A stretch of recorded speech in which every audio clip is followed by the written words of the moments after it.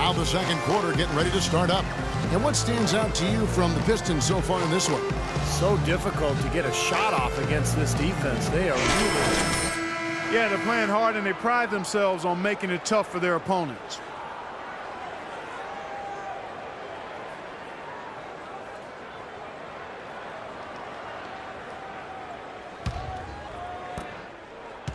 Bucks trail by 5. Here are the 5. Detroit has to start the second quarter. Monroe and Drummond there inside. And it's the dude, and it's Ruiz in at the point. Carter Williams dishes to Parker. Shot clock at 6. Makes it off the glass. Parker's got the opening basket here in the second quarter for Milwaukee. You know, that's one way he can finish, but not the only way. He's got a lot of tricks up his sleeve. Ruiz the pass to Chan. Drummond a screen. Up off the screen. They get it back. There's the bucket. Good. This game has been very close in a lot of areas, but rebounding is one thing that they've been able to dominate. Yeah, they've chased down that pumpkin often. Clarkson, no good from outside. Detroit leading by 5. Here's Chan. The dive for the ball. Out of bounds. Milwaukee takes possession. And a chance here to check out how the Bucks ranked in the NBA last season. First in opponent field goal percentage. Second in opponent points per game. And they were in the top 10 in grabbing rebounds as well. That's not too shabby. The top 10 on the glass, I'll take that. And Clark, you know this. I mean, anytime you see a team #1 in the NBA in field goal percentage defense, you know they're getting after it. So this is a club that plays extremely hard. They take great pride in their defense. They have a concerted plan, a concerted effort every single night to try to stop the opposing team.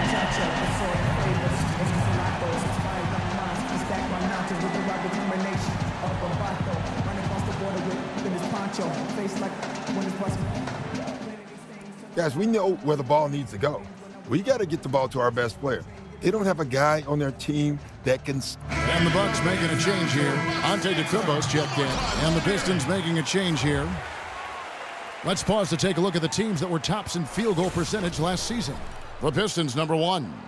Now, they were a remarkably efficient offense, and I thought they just did a nice job of finding man time and again. No selfishness on that team. And let's now go to the sideline. We'll catch up here with Doris Burke. Doris? Thanks, Kevin. The dude in their last matchup against the Trailblazers delivered quite the performance. He dropped in 26 points and played some lockdown defense as well, causing havoc on both ends of the floor. He left his imprint on the game as he took over, seemingly doing whatever he wanted to do. Can he do it again, Kevin? All right, Doris, thank you. He played at a level that very few players are capable of playing, Clark. Yeah, I agree. I was just glad I got a chance to witness it. It's always such a special night when a player of his caliber gets so locked in and focused. And, you know, in an 82-game season with so much talent, every once in a while, everything's going to click. I mean, that was definitely the case that night. Clark, the coach, was really passionate in that last huddle, trying to do everything he can to get his message across. You know, and I'm not sure what he wanted exactly, but he did it with enough fire that I'm guessing he's not going to be happy with any lapse in execution. I mean, he made his point pretty clear. An easy layup after coming off the pick. The dude's got his 3rd bucket of the night. You know, of the last 6 baskets, 5 have come on the interior. This is major smash mouth basketball, guys. Love it. Old school. Just physical play in the paint. Dominate. Bucks passing it around. Parker kicks to Antetokounmpo. Parker with it. 11 points for him in that last game against Philadelphia. I thought his rebounding was impressive as well, guys. He made some big boards, really helped out on the glass, helped his team out big time. Good, tough defense there, getting a hand up, forcing that miss. Well, he's got the reputation of being a tough defender, and there was an example right there for you. That's the 3rd bucket in a row from the paint. This defense needs to clog those lanes in the middle much more effectively. Yeah, and until they do, the problems inside are only going to get worse. Carter Williams kicks to Antetokounmpo. The offensive rebound to the wing on the left. From deep, the basket good off the assist from Carter Williams. Antetokounmpo's got his first 3 points of the game. Pistons leading by 5. Valentine passes to Chan. From deep. It's rebounded by Carter Williams. Carter Williams has got his 3rd rebound tonight. Henson sets a screen for Carter Williams. To the paint. The shot's good from Henson. Now it's just a 3-point Piston lead. Now they'll take as many of those high percentage shots as they can get, guys. Valentine passes to Chan. Shoots a fader. Again, the Pistons good for 2. Well, they've settled into a pretty nice groove here offensively in the second quarter.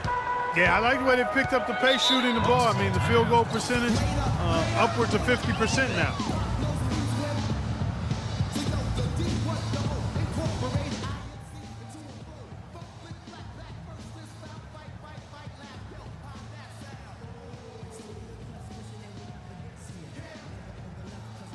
So both teams making some changes here. Doris Burke has some information for us. Doris?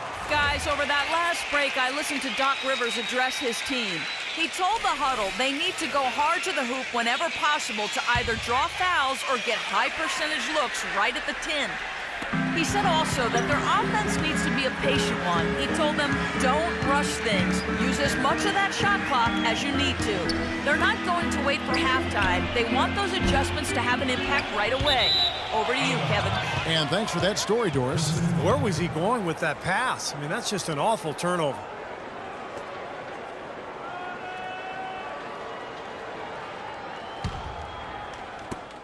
.137 left to play here in the second quarter.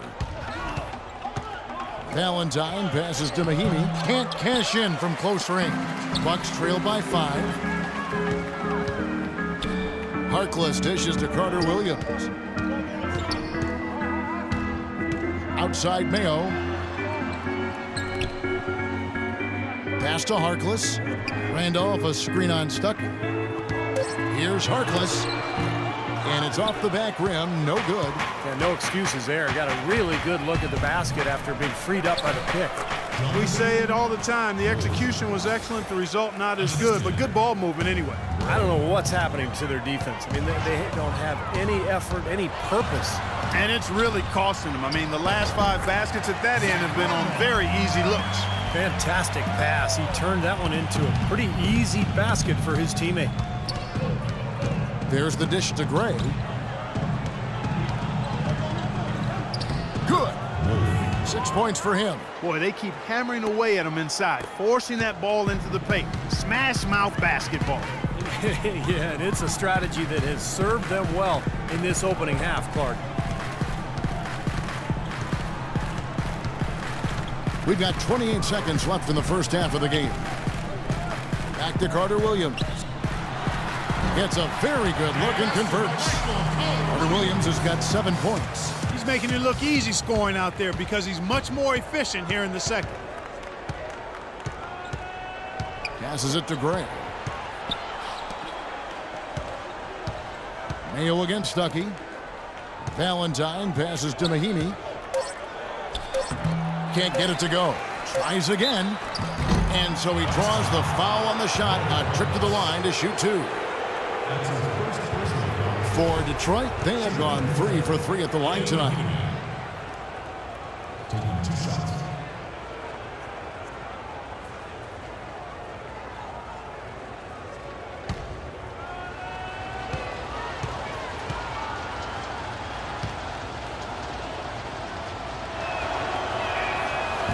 He misses the free throw, so both teams making some changes here.